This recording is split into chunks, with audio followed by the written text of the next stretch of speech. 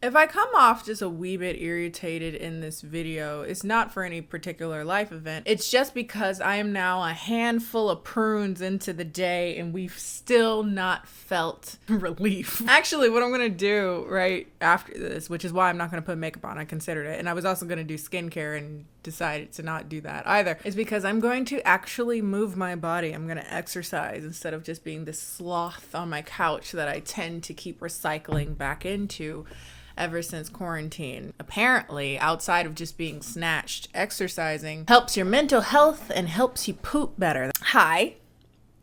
If you're new around here, I'm Kendall. You know way too much about me already. If you're new around here, welcome. If you're not new around here, what is up, home skillet biscuit? It's a midweek video, so who knows what the hell this will be. It's a Q&A. But yeah, after that quite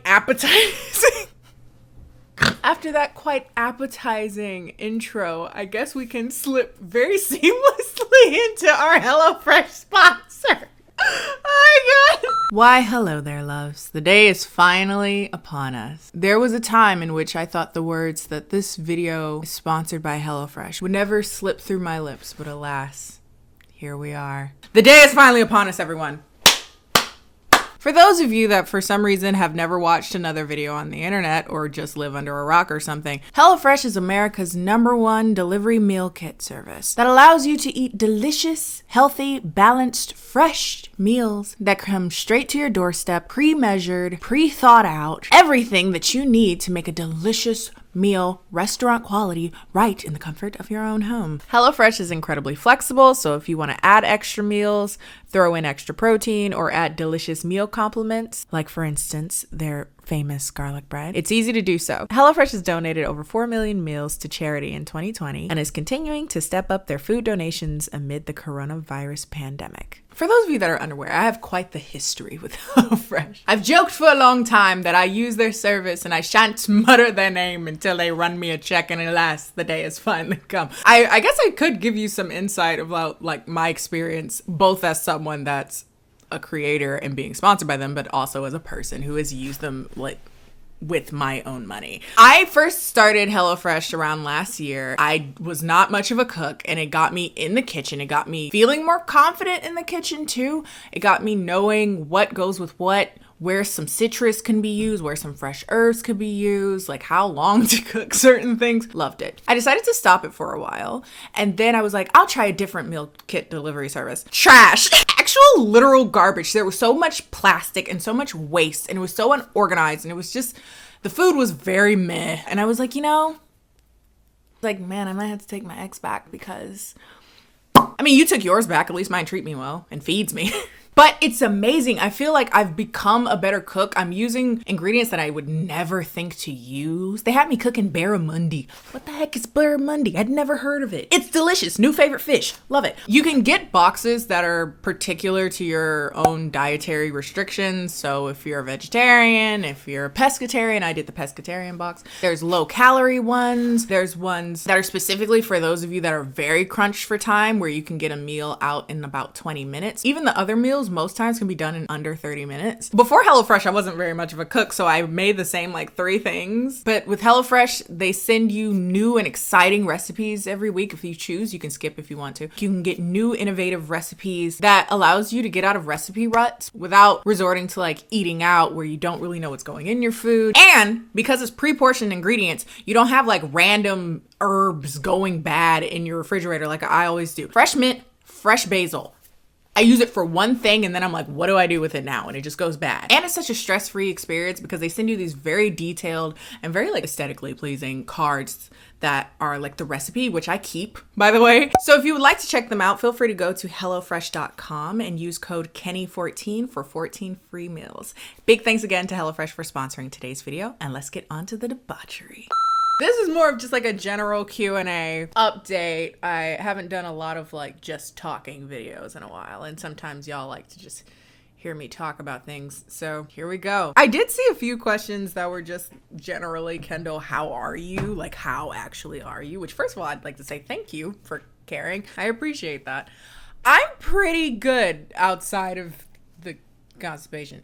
Like physically, I'm not the most energetic person these days, and I've gotten back into black coffee, and that may or may not have something to do with my caffeine tolerance right now. But I haven't been going to the gym, and I haven't really even been going on walks that much recently because the weather in Michigan has no rhyme or reason. One day it'll be like 150 degrees, and then the last few days, not around the city I'm in, but in Michigan in general, it's just like biblical rains. It's just been ridiculous. So I haven't really been outside. And today it's been raining. Did it start raining again? Because it was just sunny like 3 seconds ago. And then it was raining earlier in the day. So maybe I'm not going to the gym. So physically, I haven't been feeling my best. I'm not going to lie. Like I've been very tired. But as far as like mentally and emotionally, I'm probably the most like solid I've probably been in years. For those of you that don't know, I started therapy about a little under a year ago now. And it's been really, really helpful to like reposition like my kind of spiraling thought patterns. I feel like everyone should have a therapist, by the way. If this is your sign,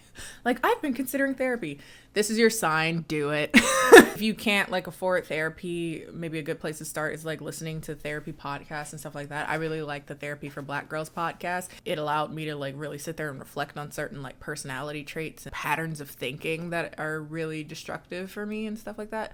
So because I kind of got like a handle on that, by the way, if I'm looking sideways, it's because I have a new pair of contacts in and the light going straight into them. Something about it is like, whoo, can I turn this down? A little bit. Okay. Yeah, like having a companion to walk me down like more quality ways of doing things. I think that's really great. I feel like my dating life is as trash as it's always been, but I'm like better at handling it. I'm not as like emotionally bogged down. It's just like, and then you go about your life, which I had never been that bitch. I'd always took it personally. Everything was personal. Like, but now it's just like, I don't know. I feel like things are really good. So yeah. What's your favorite bad movie in a beat that you have done? What's your least favorite? What would you say to your past self if you could go back in time? My favorite bad movies in a beat are probably, I think my 50 Shades of Grey videos so far are my favorite. I feel like the first two, I just came out with some zingers. There's something so undeniably funny about those movies that is so hard to like not zingers. Like I really like my first Twilight video. That one's really, really funny. The other ones are funny too, but that first one, After We Collided video, is really funny. Any of the ones that I felt like jokes came super naturally, those are my favorite ones. Because I can tell, I don't know if you guys can, but I can tell when I'm like, I didn't really have anything to say. Oh, 365 days, that's another one. Zinger, zinger, zinger, zinger, zinger, zinger. What's my least favorite? Probably any of the ones that are those like really like stupid comedies. So like Thanksgiving, the Tomatoes one, the Jesus Christ Vampire Hunter. They tend to be the ones that I know won't have much substance even to joke about. So I tend to just watch them and feel nothing about them usually. Except for the Killer Bean one. I just watched that one reaction style and I like that one too. That one's really stupid. And what would you say to your past self if you could go back in time? Everything will be okay. Like everything will work out. Everything will be fine. You're beautiful. And more specifically, your body is beautiful. Because even now, I struggle with finding the beauty in my body in particular. Like, full disclosure, I've grown up with a lot of body image issues and waxing and waning eating disorders and body dysmorphia and all that fun stuff. I wish I could have gone back to like 17-year-old Kendall. You are perfectly fine. Yeah, I wish I could reassure. Am I about to cry? Oh my God, what? I don't cry on camera except for that one time I cried on camera. But I wish I could just like sit myself down and just be like, stop being so hard on yourself. Which weirdly enough, I do that sometimes now. So I guess theoretically I have all the things to sit myself down and be like, bitch, stop. What are some new hobbies or interests you've picked up in the last year? Or what are some new activities that you want to try going forward? I haven't really picked up new hobbies and activities. I've been like rediscovering old ones. So again, I want to get back into more traditional art. I've dabbled in it a little bit since the last year or so. I also want to get more into like digital art. I've had this damn Apple Pencil here charging for years, it feels like. Side note, I'm always late to gossip on YouTube or drama on YouTube because largely I don't care. But every once in a while, I'll end up somewhere and I don't know how I ended up here. And I ended up going down the rabbit hole of all of the art drama. If you don't know what it is, I'm not going to be the one to tell you. But if you do know what it is, you know. I was like, damn, when I was a kid, the art community, which I didn't even know there was like an art commentary community.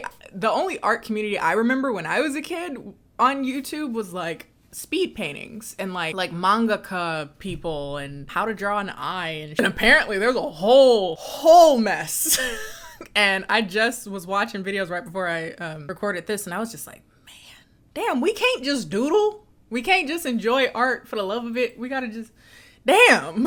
But anyway, I said to say I want to get more proficient in digital art because I have no idea what I'm doing. It doesn't come very naturally to me because I am more like traditional art, like graphite, charcoal, acrylic paint, a little bit of experience with oil, but not very much, and watercolor. Watercolor and acrylic were the two paints that I often used, but getting more in touch with that. I have become an incredible cook, i.e. the HelloFresh sponsorship. I did buy some roller skates and nearly broke my wrist immediately. And I always thought it was funny that people were like, oh, don't fall on your wrist. Like, bitch, I'm falling. I'm mid-fall. I'm supposed to know that? Like, oh, my bad. Let me learn how to fall. I don't know how to stand on the skates, but I need to learn how to fall on set. Anyway, but the problem is I thought I could just like skate around my like parking lot and stuff like that. But it didn't occur to me that there's no flat land anywhere near where I live, and bust my ass and fell on my wrist almost immediately, and my pride was hurt and my ass was hurt and my wrist was hurt, and I said, you know what, I don't need to do this. I just wanted to listen to very particular songs and roller skate like smoothly. I thought it would be really cool. Now I just listen to the songs. In your opinion, did Elizabeth Berkley deserve the slaying she got for Showgirls? I think that one of the largest tragedies of the Showgirls situation is Elizabeth Berkley, because she was young, right? And she had just come off of a sitcom. She was like 19 years old doing this very sexually charged role. Slut shamed essentially for doing the role. But then also on top of that, she was demonized as a bad actress when she was directed to act like that. Because I remember thinking as I was watching her do the dolphin sex thing, there's no way she came up in that bitch and was like, you know what I'm gonna do? I'm gonna flip her on the dick. There's no way. There's no way she came in there and did that. She was directed to do that, and it really fucked with her career because it made her look like a bad actress when in actuality it was bad direction, you know, misogyny. So no, I don't think she deserved anything that she got for that movie. What is something that you have learned about yourself throughout the pandemic? What haven't I learned about myself? There is no way to have comfortable growth. If anything, the thing that encompasses all of the things that I've learned this year. Like, there's no way to comfortably grow. If it were comfortable to grow, everyone would be doing so, right? Theoretically, everyone would be taking the steps to grow in whatever way that they're trying to do so. It's not easy to grow. It's not easy to look at yourself and be like, yeah, that's you. This you, sis. I feel like I've gotten a lot better. I'm not by any means perfect, but I've gotten a lot better at exerting what my boundaries are in a lot of things, where I allocate energy for a lot of things, allocate self-worth for a lot of things.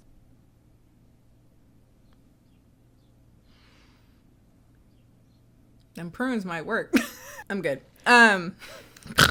Allocate where I put my time and efforts and emotional capital and stuff like that. I had always thought I was better at that than I realized until the quarantine. I was like, oh, maybe I'm not as good at that as I thought I was. Are you gonna release the slow reverb version of your songs on streaming sites? Can we just take a moment and acknowledge that I have a music career that I don't talk about?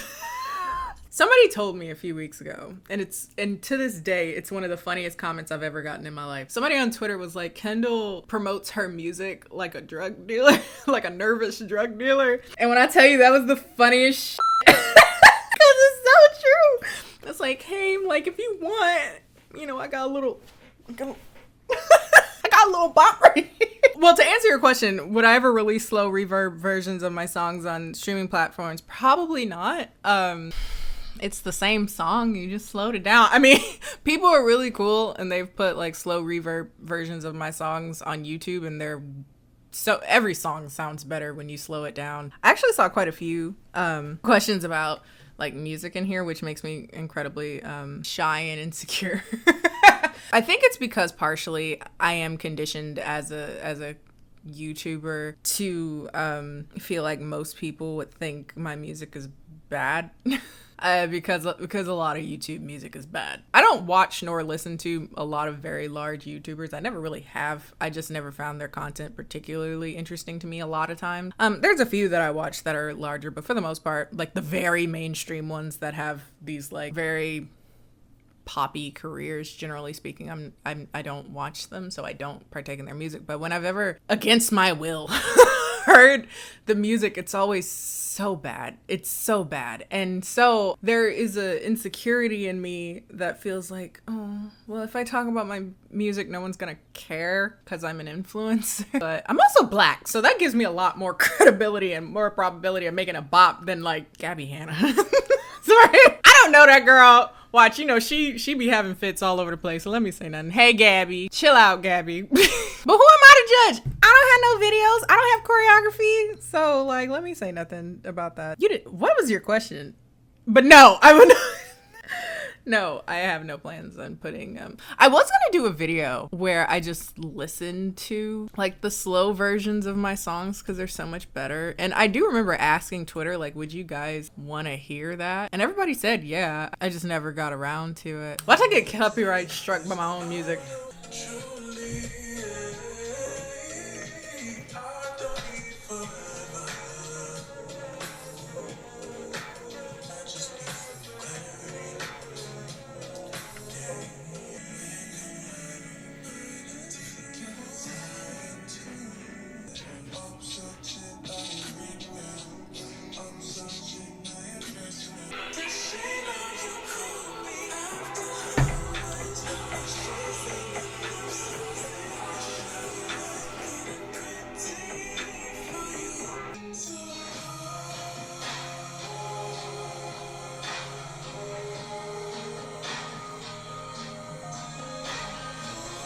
I would play Northern Lights, but that song makes me cry.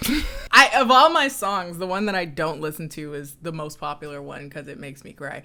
Because it makes me think of my mom. Did I even answer the question? No.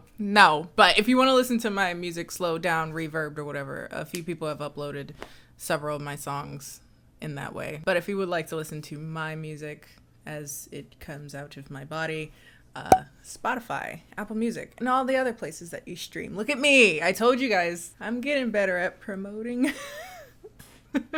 What's your process with bad movies and a beat? The thing about bad movies and a beat, it is quite a lengthy process, and I'm just very recently getting back into kind of a schedule for how I produce content. I kind of just go on a whim. I'm like, if a video's up by Saturday, then it's up whenever I do it. But now I've really recognized how much I benefit from actually having a concrete schedule for the content that I make. So the answer to that question prior to very, very recently was just, I'd probably wait to the last minute. You know, I compile like a general list of movies that you guys have mentioned to me, particularly if I see them come up more than once, I'll write it down. I watch it one time.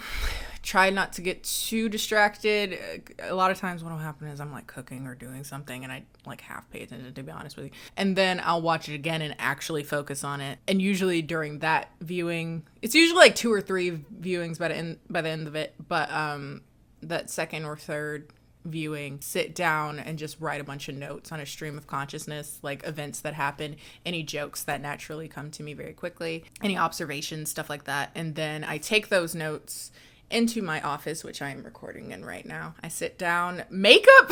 I've had people ask me in passing about like, what do I do? Like, how do I plan out my makeup? I often don't. 90 to 95% of the time I sit down for a bad movies and beat, I have not thought at all about the makeup I'm doing for the day or how it will look. Usually I just go into my collection of products and I just say, oh, I haven't seen you in a while, I haven't used you in a while, or I'll look to see if I've been sent anything recently in PR that I would like to try out on camera, and that's usually how it works. And that filming process has gotten a lot longer in the last few months. I don't know what it is, and it's not on purpose at all, because a lot of people are happy the longer my videos are, but that's not why I make them longer. It's just because I talk too f***ing much. I sound angry, and I am at myself. I'll sit there for 3 hours just rolling off the tongue, because when I'm actually filming, I'll look at the notes, but also if I have something come to mind, I'll say it. Thing of notes, and then like me just talking off the cuff. And then by the end of it, I have 3 hours of raw footage, which I have to edit down and get it to a digestible amount. Even though, again, people recently are like, we don't have a problem. The longer, the better. But I have a problem with editing 3.5 because I don't like to edit. I've talked about this a million times. One of my least favorite parts of the, like, genuinely, if I weren't such a control freak, I would give my editing away to another person. So yeah, and then that editing process will hit you at like a good 8 hours, depending on how long I've been talking. And I'm not even a good editor. So imagine if I did all the like cool stuff. Yeah, and often, because I procrastinate, if the video goes up Saturday, I will be filming that video on Friday a lot of times. And that's a horrible habit of mine, which I'm slowly breaking. I'm actually gonna film this Saturday's video tomorrow, because I've already written notes, which is like, you don't understand. Usually I'm writing notes on Thursday. Sometimes I'm watching the movie for the first time on Thursday. So I end up watching it 3 times in one day, writing notes, and then filming and editing the same day. And I just don't like myself, apparently. I don't like to make things easy on myself. I like the pressure. I like the danger. It's exciting. Are you done doing K-beauty reviews? Don't get me wrong, I really like Bad Movies in a Beat, but I do miss the content that I initially saw from you. I guess this is a good place to kind of talk about a little bit. This is partially why I've never done a video strategically, or specifically, I should say, is talking about why I no longer make K-related content anymore, because there's a lot of reasons. There's not just one reason. For K-beauty, there's also a myriad of reasons why, but one that comes to mind immediately, when I used to make K-beauty content, more so than just like general beauty content, Bad Movies in a Beat, whatever, I really did so as to fulfill this hole in the market, right? Like K-beauty was only enjoyed by very fair-skinned people. I wanted to be like, hey, I'm melanated. I would also like to be considered as a potential customer. Not as a black person per se, though of course that would naturally come up into how I interacted with certain things, but also just as a person who was darker than very, very white. So Asians can be darker than very, very white. White people could be darker than very, very white. You get what I mean. I really like K-beauty. I like the formulations. I like the style of things, but I am often part of a demographic that is actively ignored, which is very frustrating. I will say this, first of all, let me, as a disclaimer, I still very much so agree that a lot of Korean products are just very, very good, and I still use them. But I did find myself pigeonholing myself when I talked about K-beauty primarily, because I started to notice myself giving brands their flowers for considering tan and deep skin tones, when I feel like, again, that demographic was always there and was actively ignored. Why am I congratulating you for doing what you should have been doing anyway? And I also question, to some degree, if I look back on those videos, would I give brands or products flowers because I was just happy that you considered tan and dark people, which is not a reason to give you flowers, you feel me? And so I started to get more and more frustrated about that. And also I started to notice that brands would kind of pander to me as a darker skinned person. And then when I would complain about how they still don't match, like they would make a slightly darker foundation and they'd send it to me and I'd say, it's still very light. And then people were like, well, it's for Koreans. And there's this whole back and forth where I'm like, there's tan Koreans. You just say you don't like dark people in general.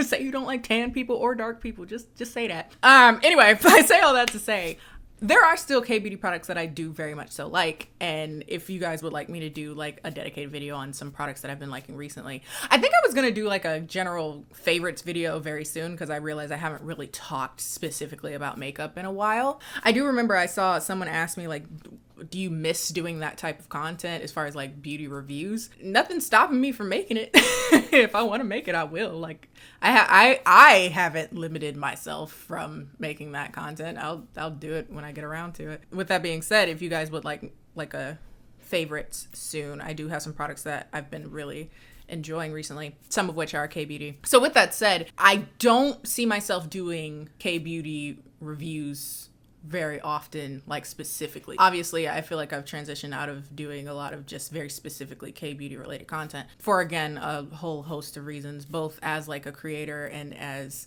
a consumer. But yeah, I'm more than happy to like talk about products that I've really been enjoying recently. So if you guys want a favorites video in general, let me know. You're so creative in multiple different areas. Thank you. How do you choose a main thing to pursue? I don't. I do whatever the I want. I feel like people know me most for the channel, and that's perfectly fine. But as far as like my thing, I would never want to like limit myself in such a specific way. I do everything. I like doing everything. Whatever I like to do, I'm gonna do it. Oh, will you do any more I spent blank amount of money on blah, blah, blah makeup videos anymore? So I did have someone ask me that not too long ago, like, Kendall, what happened to those videos? And what actually happened and why I don't make those videos anymore and I don't plan to make them anymore is that I started to notice that I was like hyper consuming product that I would never use. And I was throwing away a lot of product and I was wasting a lot of product and wasting a lot of money too. Well, not wasting money. I mean, I would make the money back. That's why I kept making the videos. But like at the end of the day, I found myself like wasting a lot of product. And then my collection was just growing and growing and growing. It was just incredibly wasteful. How do you handle parasocial relationships so well? I don't really know what that means in this context, like to handle them well or handle them not so well. Like what is it to handle a parasocial relationship poorly, I guess is my question to that question. But as far as I do feel like parasocial relationships are quite the topic, right, in like social media and stuff like that these days. And I do feel that I probably have somewhat of an unpopular opinion in regards to parasocial relationships. Because I feel like often when people talk about parasocial relationships, it's this very like one-sided thing. Like the audience just like feels very connected to the influencer, for instance, the YouTuber in this context. And it's usually shown in a very negative light, as in like the influencer is going to exert an influence. That's why I don't like the word. The content creator will exert an influence on their following and exploit that, because that's usually the context that people tend to bring up parasocial relationships. And I don't think parasocial relationships are inherently a bad thing. First of all, parasocial relationships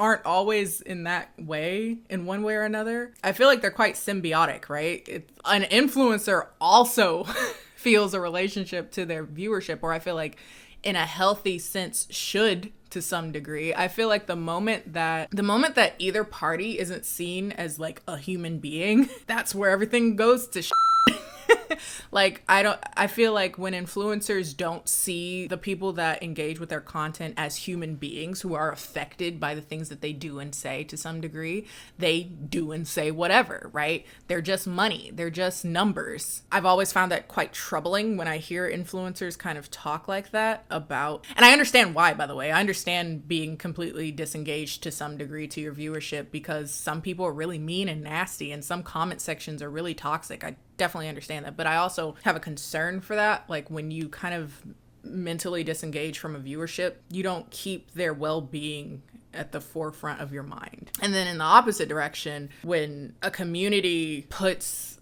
like this weird expectation on influencers as if they're not just as clueless as the rest of the world, they just have more people watching them, that's also incredibly toxic, and it's this like weird circle that goes around and around. Anyway, I say all that to say I feel like it's worked, quote unquote, so far, because also I've been on YouTube for a very long time. I'm about to hit 10 years next year. I think it's worked, quote unquote, this entire time because I think, and I could be just completely misreading this, but I don't feel like people watch my content and think, Kendall, she can do no wrong and she's perfect and she's just so above us all. Like, I don't think people watch my content and feel that. and I certainly am not gonna make you feel like that I'm that type of person, because that's a lie. I have no desire to exert that type of power over my my viewers either. You see what I mean?